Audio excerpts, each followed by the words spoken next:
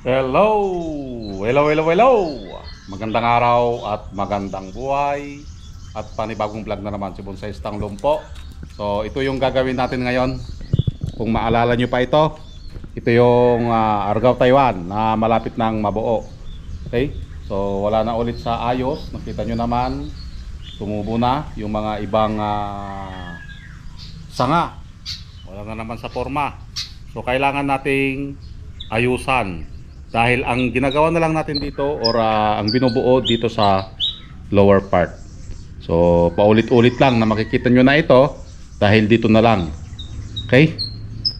So let's start para tayo ay maggupit na.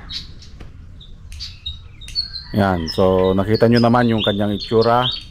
Naka-wild. Parang siya. Aguy, aguy, aguy, aguy, aguy. Naka-wild parang siya.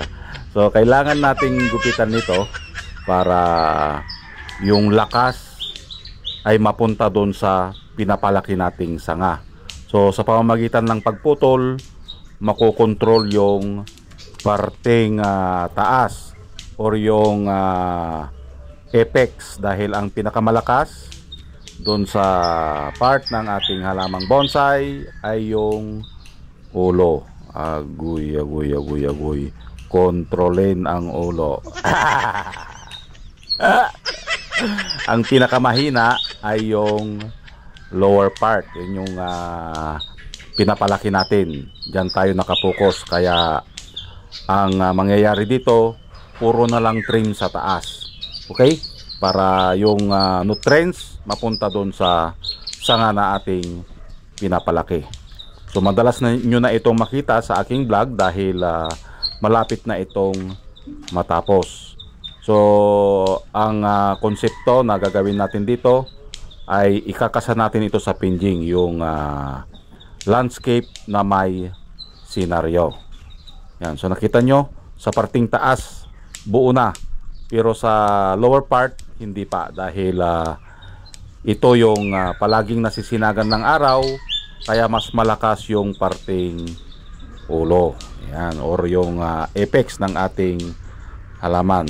Yun ang explanation doon kung bakit mas malakas ang apex or yung ulo ng bonsai kaysa doon sa lower part. Yan. Ito ay from cuttings. So nag-umpisa tayo sa tusok-tusok hanggang sa naging bonsai materials.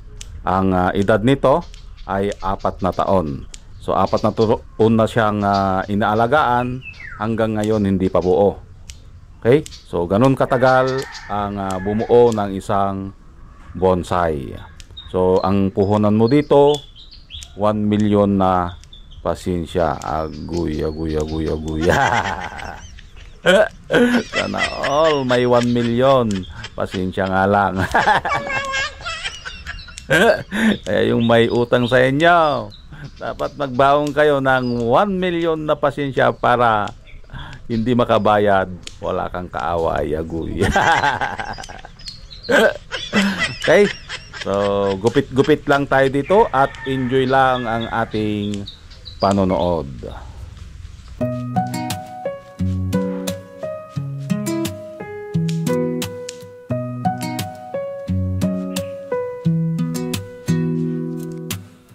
Sa dilim ng gubat, ako'y naglalakad. Scout ranger ako, sniper sa likod ng lakad. Kalaban ay harap-harapan, walang atrasan. Maski kamatayan di ko iniwasan. Tinamaan man ako, di ako sumuko. Sugatan ang katawan pero buo ang puso. Buhay ko'y bonsai, maliit pero matatag.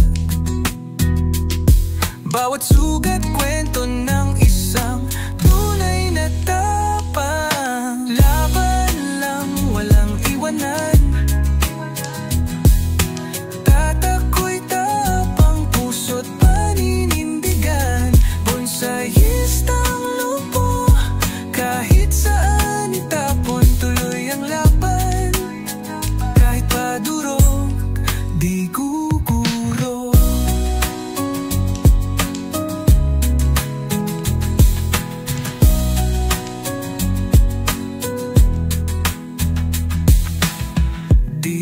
sa gubat, pati sa buhay.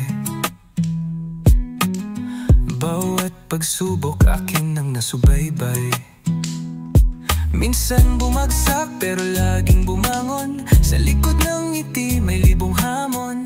Kahit may pilay, hindi pipikit. Pangarap ay tanaw, di ko i-give up to legit. Bonsai man ako pero puno ng lakas. Aking tapang di mo kayang sukatin sa taas. Laban lang, walang iwanan. Tako'y tapang, puso't paninindigan. Bonsaiistang lupo, kahit saan itapon. Tuloy ang laban, kahit padurog, di guguho.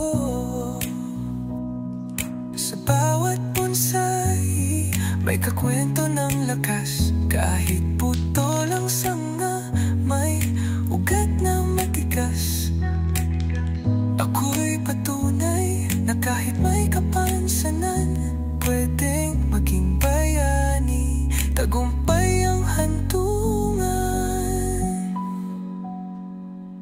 Laban lang, walang iwanan. Tako'y tapang, puso't paninindigan. Bonsaistang lupo, kahit saan itapon. Sa laban ng Ayan guys, natapos na nating gupitan at ayusan. Okay? Ito na yung kanyang itsura. Yung. Ayan. So nakapokus na lang tayo sa lower part. Okay? So ang ginawa na lang natin dito ay yung kinalbo. Ginupitan. Okay? So ito na. Halos pabuo na rin dito. Kumakapal na. Ayan. Dito sa taas, okay na. Okay? Yun. So, kung iikutin natin, ito yung ating makikita. Ayan. Ikot-ikot. Ikot. Ito yung kanyang back branch. Ayan. Ito. So may mga padding-padding pa rin yan. Oh. Negative space para lulusot ang mga ibon. Yan. Ang mga punong kahoy ay mayroon silang negative space. Okay?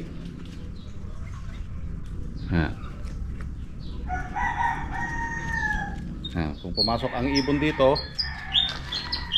pumasok ang ibon, pwede silang makalabas doon. Okay, yun yung mga negative space. Yan, itong mga butas na ito. Yan. Okay, makapasok din ang hangin. Yan. Ito.